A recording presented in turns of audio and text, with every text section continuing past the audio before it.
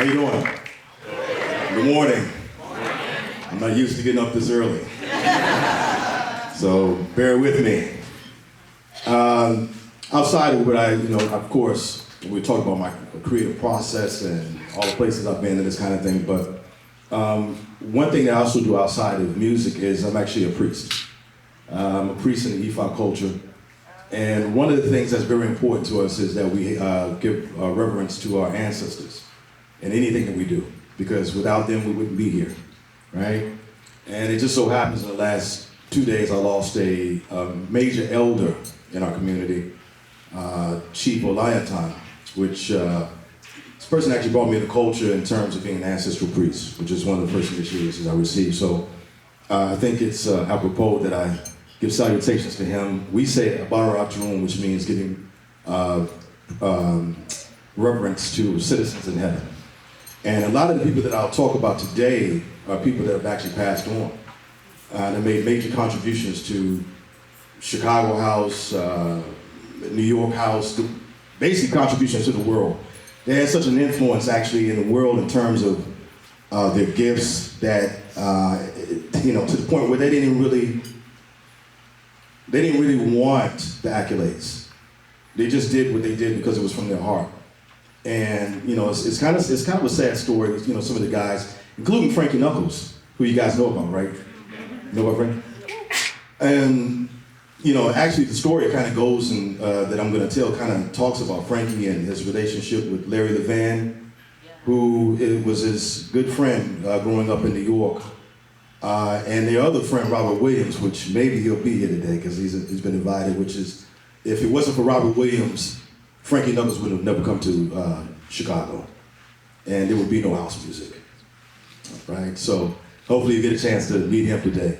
But anyway, I want to give salutations to everybody that I'm going to talk about here today, because pretty much everyone in this presentation, because I have a lot of rare photos that I was able to obtain from some of the people that I've worked with in the industry. Because sometimes I curate art events and photo exhibitions and that kind of thing. So I was able to get some really cool stuff, because I want you also to be very clear too, this is a very underground thing. There was not a lot of documentation. As a matter of fact, nowadays you go to parties and people have like pictures and everybody's taking a picture. It's the best party of their life and all this other kind of stuff. You would be considered a real goofy at that time if you did something like that, a big fucking camera and club and shit. Right? You would be really good. They'd fucking kick you out, pretty much. But some of these photos were very rare, because these were like people that were on the inside. They were in the booth. They were on the dance floor, which means they had to know people. So some serious stuff. But anyway, we'll give salutations. I'm just going to say real quickly. Frankie Knuckles, Abaratrum. Larry Levan, Abaratrum. Steve Acquisto, Abaratrum. Francis Grasso, Abaratrum. David Mancruso, Abaratrum. Who else do I have in here? Wow. Frankie Crocker, Abaratrum. Who else? So many more, but these are the guys that are contained in this what I'm going to present to you. And I just want to give salutations to these guys, because without these guys, I wouldn't be here. And that's basically kind of what my presentation is about, because, it was kind of weird when I, got lost as a theme. I was like, why did I get lost? So I kind of wrestled with that a lot, with the idea of, how could I talk about that? It was the loss of the house music scene here in Chicago and how it's started here, but it blew up in other places and this kind of thing. But we've lost our culture. Have we lost our souls? Is the music lost? And this kind of thing. So I came up with a lot of different topics and I wrestled with it And, you know, this is kind of a controversial subject. I talk to my business partners about this a lot in terms of us losing our culture. Chicago, because this was a kind of an underground and gay thing back in the day, it was an outcast thing. It was for the weird kids, you know, or those of us that decided to be a little different, you know, and decided to step outside of the norm, step outside of conformity, you know, wanted to dress a little different, see things differently, you know, look at fashion magazines and stuff like that in the 80s, which was, you know, a little strange, you know, for some, especially for like a brother like myself, being an urban brother from Chicago, you know, south side of Chicago, it's a little different, you know, because everybody's kind of trying to fit into whatever it is that they've been fed, you know. You dress a certain way, you look, you know, you talk a certain way, you go to certain parties, you do certain things, you know. And this culture was just it was for for the weird kids, pretty much. And for the nerds, maybe. You know, people that didn't fit in. Because I was a cool nerd myself. You know, I'm sure you guys are cool nerds too. You're creatives, right? We don't always fit in. So we always think a little differently about things. Anyway, you know, there's quite a few things, I mean, that I wanted to talk about. I mean, to me, the major piece is the loss of context. People do things nowadays based upon social media. It's a surface philosophy. Everybody wants to be famous. Nobody wants to do any work. Everybody wants to be famous really quick, this kind of thing. And like with the producers that I train and bring up in, you know, on my label, or people that I'm talking to, artists or whatever, I try to give them, you know, I tell them, take your time. Just take your time. You know, because you're gonna learn a lot more, and when you get there, you're gonna really be there. Nobody's gonna be able to kind of knock you off the square. You know, and I think that, you know, the major piece that helps me, inspires me as an artist, is history. Because history is the metronome and the pulse of the earth, of everything that exists. And if you study history and you study cycles, then you can kind of understand why things happen the way that they do. And so, let's get started. I'm from my timer here. I'm always doing interviews, but I don't do presentations. You're busting my cherry here on this one. So, bear with me. So there's my clicker. Oh, it's right. There you go. So that's me, obviously. And my story begins here. This is my dad. And my pops was, you know, my go-to for music. As you can see, he's playing percussion. I grew up playing percussion. And he actually ran a record pool here in the city of Chicago in the late 70s. And so that was my first introduction to, you know, records and 12 inches and that kind of thing. You guys know, anybody know what record pool is? You guys familiar with that? Explain it a little bit. I mean, basically back in the day, especially when disco started, you know, coming to fruition, they wanted to kind of test out records in the clubs. So there were different clubs that were put together by various people that, you know, created different organizations, maybe like this, you know. And in this club, there would be a group of DJs, and they would be service records from the different record labels or whatever, and then they would give feedback, and then they would send that to the record labels, so on and so forth. And so I grew up around this guy who met my mother in University of Massachusetts. I'm actually not born in Chicago. I'm from Massachusetts, a little small town there, close by the college, so you know what they did in college. And as a matter of fact, that picture's my dad playing in college. They had a very interesting thing going on there at that time, because I was raised in a Pan-Africanist home. And that had a lot to do with the college that we went to. They had this very special program called, it's called the Africa House. And so at that time, it was very important to maintain our culture as African Americans, especially coming out of the civil rights movement and that kind of thing. So they had a very interesting set of teachers. One of his teachers was Max Roach. if you're familiar with him, the jazz drummer. And actually, from what I'm told, this is actually the gig where my dad played with Max Roach. And so my beginnings in music, starts here, with the drum, learning rhythm and that kind of thing. And we would play records in the basement with each other and play to the records and this kind of thing. So, and then here's this guy. So that's Little Ron there, Little Ron Jr. And that might have been like my second or third DJ set that I was doing. I was doing a graduation party, as a matter of fact. And scrawny, little kid, but I was a cool kid too, though. Don't look at me like that. And so, I was really into like collecting records with my dad and that kind of thing. And I got really involved in the culture of, or the idea of DJing because of the idea of being able to put rhythms together, because I grew up playing percussion. So, little did I know that there was a whole thing that would really impact my life called house music, which I didn't know what the hell that was. A lot of people didn't know what the hell house music was because it wasn't really called house music. It was no house music. It was really up-tempo R&B, which is what disco is. And it was also rare and eclectic music that was being presented by Frankie Knuckles at the warehouse, i.e. where it gets its name, house music. So when they would say, oh, that's music that Frankie plays at the warehouse, they would say house music, basically. That's where it gets its name. So that's me, I'm not sure who took that picture. It wasn't a selfie at the time. So this is me in my bedroom, You see a lot of stuff on the wall there. I was into magazines and fashion and cutting shit out. I was really, storyboarding my life. Inspiration. United Colors of Bennington on the wall there. You know what I mean? And that was my very first record.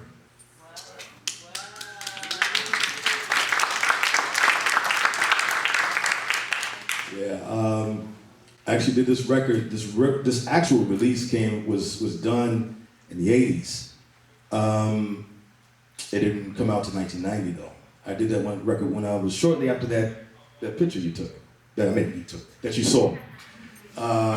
Shortly after that, maybe I was about 14, 15 years old when I was doing these tracks, and I was more, I was kind of musically inclined because of the percussion thing, but I had a lot of ideas and things that I wanted to, not necessarily put to wax, but I was making music that I could actually play at the parties. Because we had a tape culture back then too. You could play records or whatever, but if you really wanted to stand out as a DJ, you would kind of make stuff on your own, and that would make you different. So a guy that could actually make his own tracks, oh my God, So Off the Stage became the big record. But I actually like Afterlife, which is on the other side. So when I used to play a lot, I used to open up my sets with. But everybody liked Off the Stage, and that's what gave me commercial success and opened me up to the rest of the world in terms of like what it is that I do as a producer and that kind of thing. And the person that really helped me with my career or broke this record was Frankie Knuckles. And that was, for me, it was unbelievable. It was like, wow, it's just, somebody I looked up to all these years. He broke my record. He actually came to Chicago because he had moved to New York around the early 90s and started doing production with David Morales, which they did Def Mix Productions and this kind of thing. And so he came back for a party. And everybody, of course, looked up to Frankie and everything that he would play and introduce to people.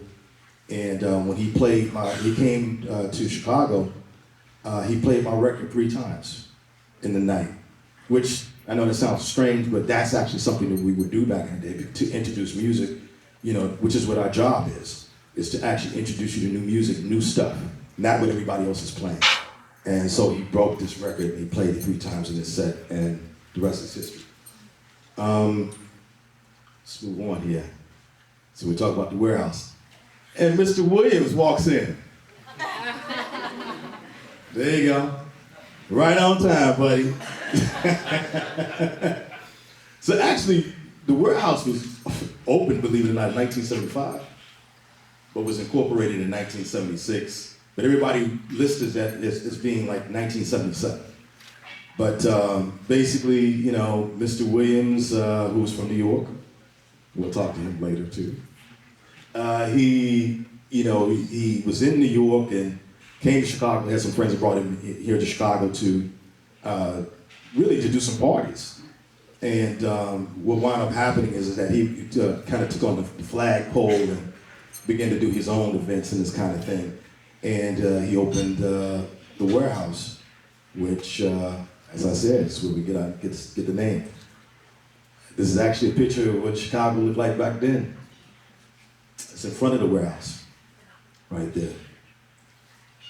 That's the warehouse dance floor. That is the membership card that you needed to have to get into the warehouse.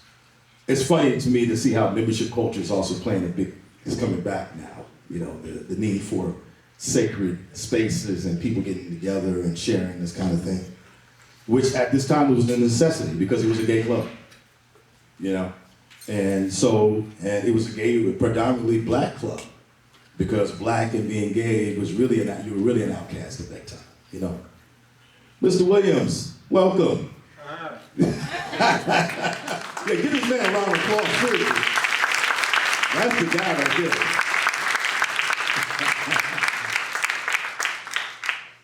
there. And this is more footage from the dance floor here. A lot going on there, a lot of energy, more footage. And Mr. Williams, young Mr. Williams there. So him and his business partner, Ron Braswell, who bought our room, is not with us as well, created the warehouse, and I think Mr. Williams actually was the DJ first, and as Mr. Williams would tell you, he used to say it didn't go too well, so he canvassed Frankie Knuckles and brought him to Chicago. His first choice was Larry the Van Helm. So, but Larry was building the Paradise Garage, which we'll get into.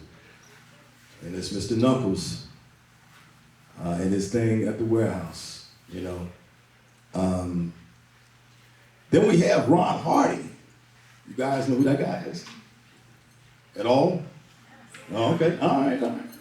And I asked that question because, Ron Hardy was strictly underground, and he didn't really have any commercial success. He was truly a Chicago's own. And people now, because they're digging from music and that kind of thing and trying to get into Chicago culture and that kind of thing, they started to discover Ron Hardy. Ron Hardy was a genius. Frankie was a very professional guy. He had the New York training. Ronnie was a rebel. And because he was a rebel, he actually, to be honest, between Frankie and Ronnie was really responsible for introducing new house music to Chicago, because a lot of the young artists, he was approachable. People could go to him and give him new music and that kind of thing, he would play it. So a lot of things that we look at as being standards today, like acid house and these kind of things, it's because of Ron Hardy. Ron Hardy was the first person to play acid tracks, ever. Chicago's home. And his club was the Music Box, which was actually Mr. Williams' second club with Ron Braswell after the warehouse closed, and Frankie went to Power Plant, opened up his own club. That's the membership card. That's the original Music Box, 16th in Indiana, because it was 3. The one that became most popular with youth culture because of the intermingling between gay and heterosexual culture was the one on 326. 326, Lower Whack, he was a whacker, right, Mr. Hope? Right. There you go. That's also another luminary there. We'll talk about that in a minute. But this was the first iteration of the Music Box. And that is the Music Box dance floor. Ronnie was known for being very progressive, and very aggressive in how he played. And actually probably one of the first DJs that I ever heard. as a young guy coming up in the city. And there's the senior, that's what he likes to call himself. Mr. Williams. So here is where it gets really interesting. This is actually Frankie Knuckles and Larry the Band's first gig together. They used to play at a place called Continental Baths, which was a gay bathhouse, and they were the DJs there. And basically, I mean, it's these two that actually made the impact in the world, I mean, as we know it today in terms of music. And I'll express why. Well, of course, you know about Frankie, but Larry and Frankie together and their experiences in New York is what kind of, in their ears, kind of honed in what, you know, what we do today. Anybody know the answer to that question? Come on. I'll give you free records. No? It's this guy here. First person to ever mix a record. Because the original style was not mixing, which we'll get into that in a second. But this is the first guy to put two records together and beat matched them. And at that time, it was 45s. So you can imagine what that's like. 45s are like this, sometimes 2 minutes. You gotta play for 6 hours. That's a hell of a thing. I'll tell you right now. And this is the first iteration of what we do today. It's the Loft, which is where Mr. Williams got his training. The Loft opened up 1969, Valentine's Day.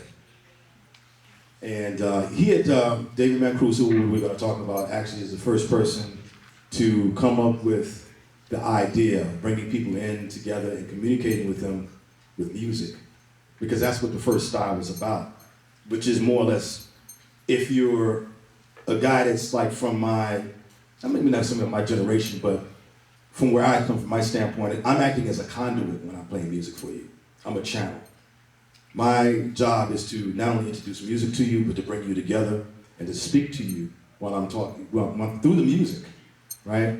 And that's actually what the style was about. It was originally about, you know, the idea of being able to put two records together and tell a story with the music, literally, like sentences matching and you know, and out of that creating a somewhat of a psychic stream, you know, based upon a sonic trail, and people just following along with that and being together. And it's a tribal thing that happens, you know, when this, when you bring people together and there's sonics involved, and it's just you and the music, you know, and everybody just comes together.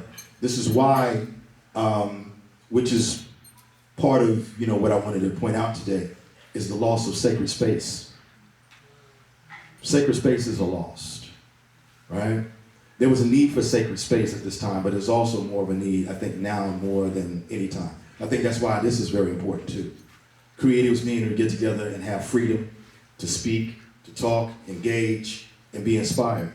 And the Loft was one of the first places to do that. And that's David Mancuso. And, you know, he was a hell of a guy, let me tell you.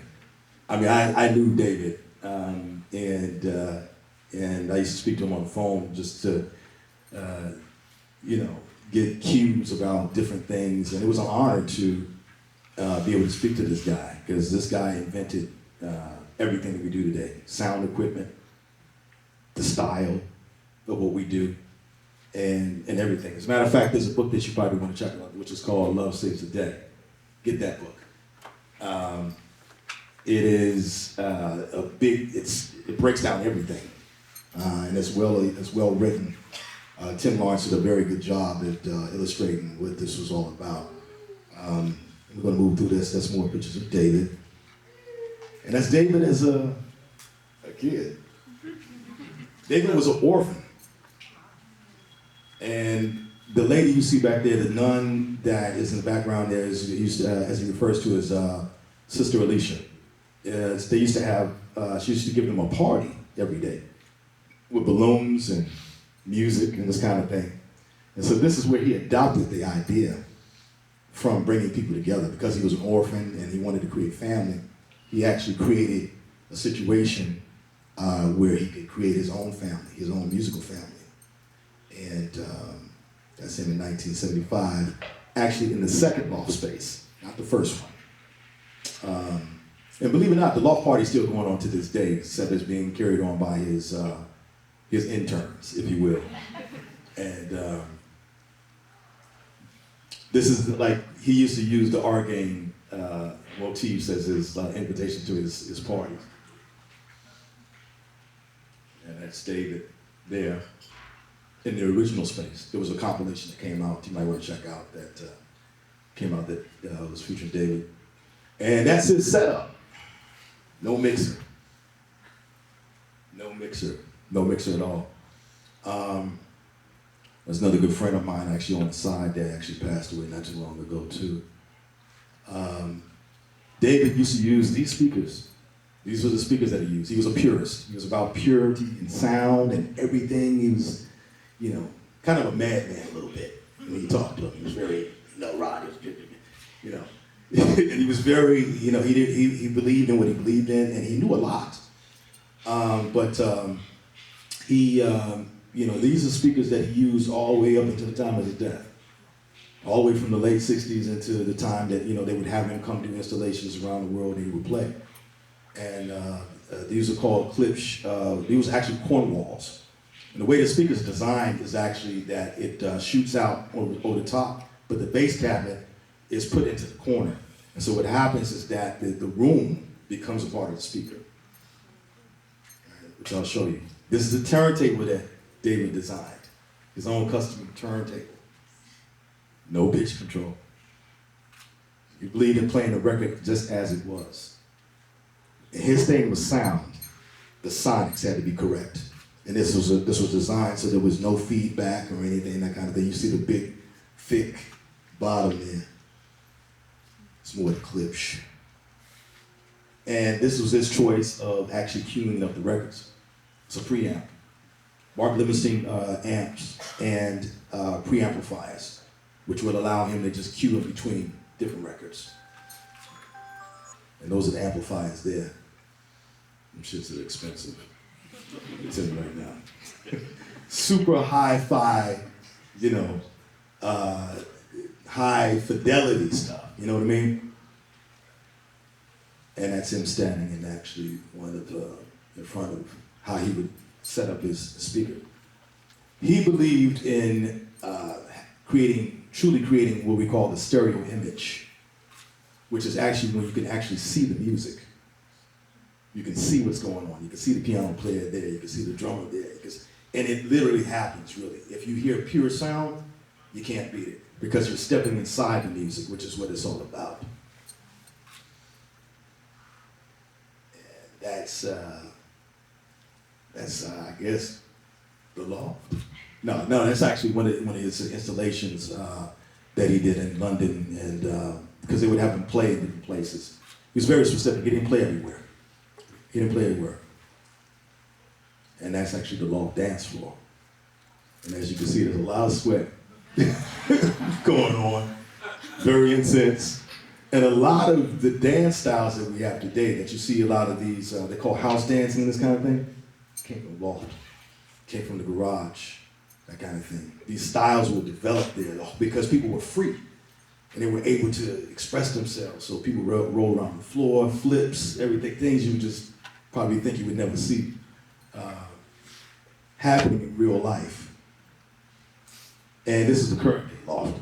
So what I want to do is maybe play a jam that would be loft-centric, right? There were a few. I'll wake you guys up a little bit.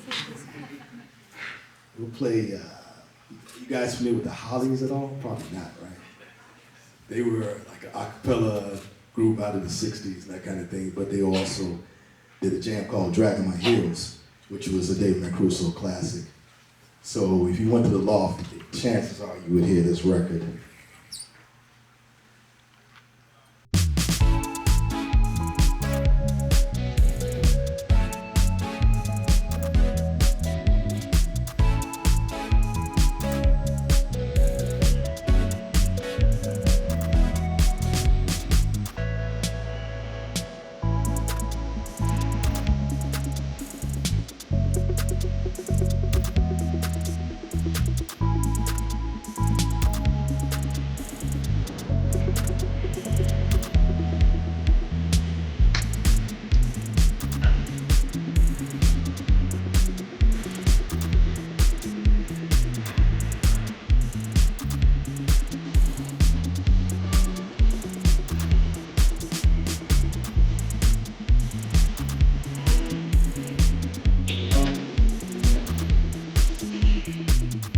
I'm gonna cut this short because, see, I'm talking, I knew this was gonna happen. I'm like, wait a minute.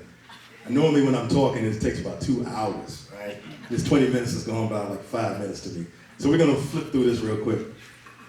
One of David's students was Nicky Siano. He's actually credited as being the godfather of disco. At his club, the Gallery, that's Nicky right there. And that's a young Frankie Knuckles in the middle there, who worked at the Gallery, right?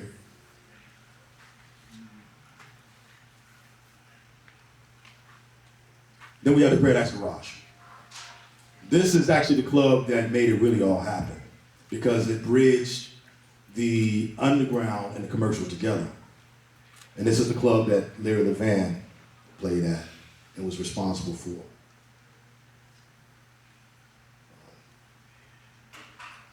That's the line to get in the garage. And that's Larry right there.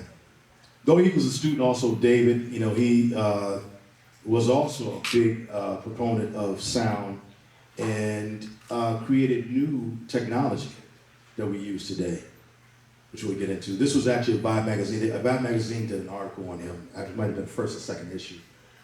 Maybe if you could dig it up, you can check that out at some point. And he was a celebrity. You know, everybody went to his club. Everybody you can probably think of, because a lot of the music that you hear today was broke in this club. Seriously, a lot of the stuff you hear today happened first at the garage. And the reason why I say it was a very powerful club is that you had a combination of music and artists and everything else engaging with each other, specifically Keith Haring, who created that for him. You had this guy, this one guy here, who his ears controlled what was being played on the radio. He broke music. And because of his relationship, by the way, this is a special, this is from Tina Paul, got the actual picture from her. Another credit there.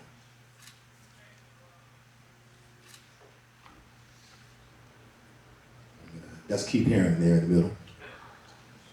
And you can see his artwork on the top there. Larry Levan was highly responsible for creating what we call the Levan speaker, rather the Levan front and the Bertha, which are used in most clubs nowadays. But that, you know, that's a schematic actually of the dance floor that you see on the side.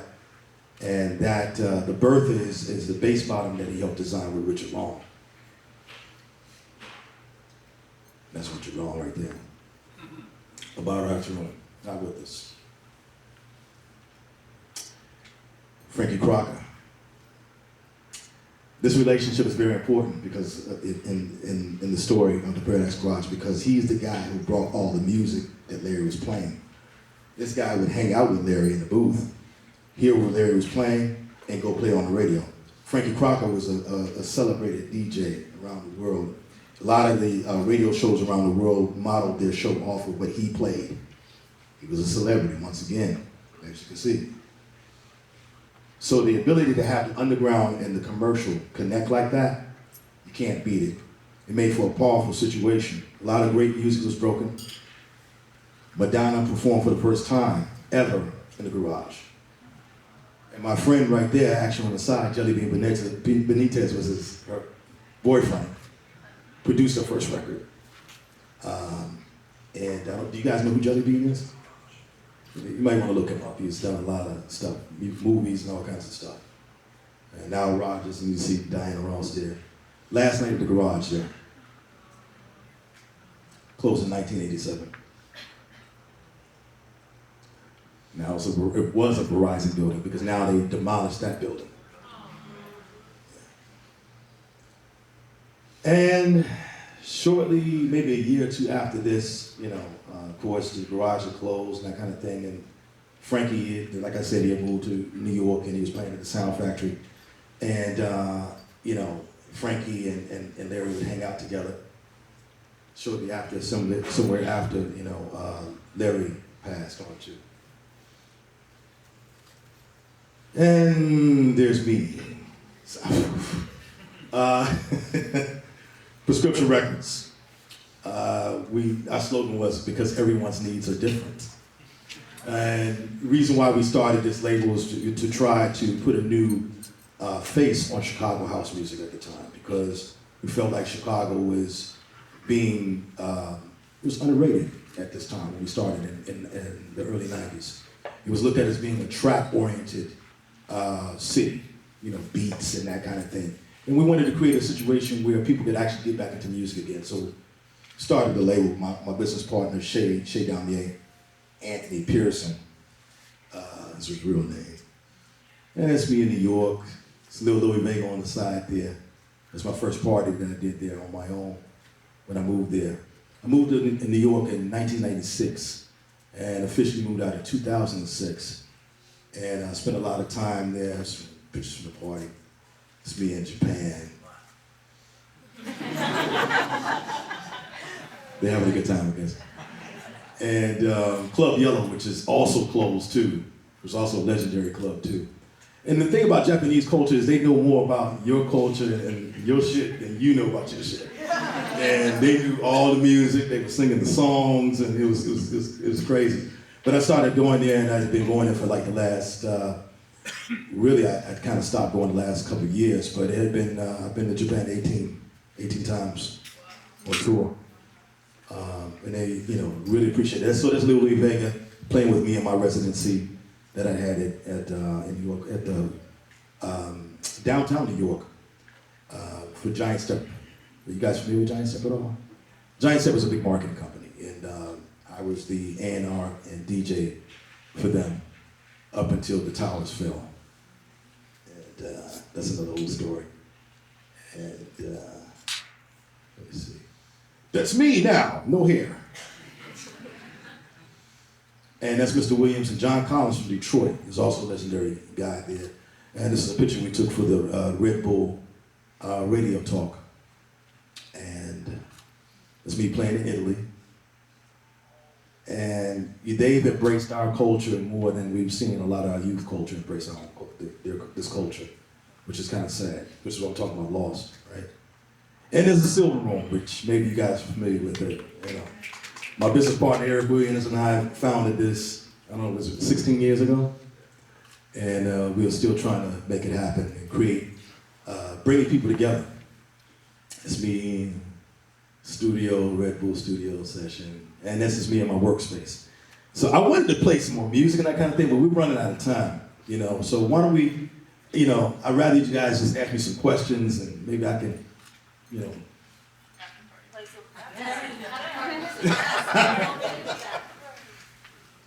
Anybody got any questions? Oh, that's my dream gig.